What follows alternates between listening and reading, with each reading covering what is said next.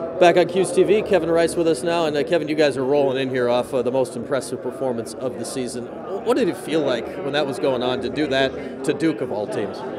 It felt nice. Early in the game, we just wanted to be, efficient on offense. Obviously, without Randy, we knew we'd have to step up a little bit. Dylan and I put a little bit more pressure on ourselves going into this week, and we made some opportunities early, and Ben was giving us the ball over and over again. So, it was pretty quick when I looked up and it was 8-9-1, and it didn't really feel like that in the game. But our defense was playing really stingy as well. So, I just think they couldn't really get a foothold or traction in the game, and we were able to sort of push it away early. You're not going to put somebody in off the bench that can do what Randy can do and the specifics of what he can do, but how well did Tim Barber really slide in and just keep the offense moving as he did? Yeah, he did great. He played some attack with us in the fall and in the fall ball tournaments, and he's an experienced player. He's played attack in midfield throughout his career, so we knew we wouldn't. Like you said, you can't replace Randy and the stuff he does with anyone, but Tim did a great job of doing what we needed to. He played really smart, he dodged well, he moved the ball, and he was as good as we expected him to be. This week it's number 1 versus number 2. How does that stand out in your mind?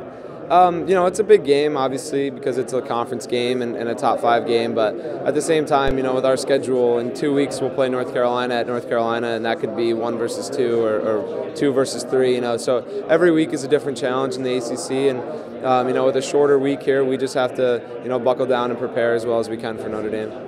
Based on the ACC tournament went last year, does it sort of put into perspective how much things can turn in a month and a half from now? Yeah, that's what we were really trying to emphasize in the post-game press conference of the Duke game, was that they did that same thing to us last year in Durham, where they kicked our butts all over the field, and we were able to get some revenge in the ACC tournament. So things can change, and the distance between the top 10 teams is pretty marginal. So you have to really bring your game every week and try and get better during practice. When you look at Notre Dame, defense always stands out first. They shut out Ohio State this past weekend, which is crazy. What stands out on film this year about their defense? It's the classic Notre Dame defense. They slide early and they recover well, and they're going to force you to beat them from the outside with your midfielders and force you to make a great dodge if you're going to get inside as an attackman. So, they always provide support for each other, and they don't leave anyone out on an island. So it's going to take a team offensive game in order to expose them.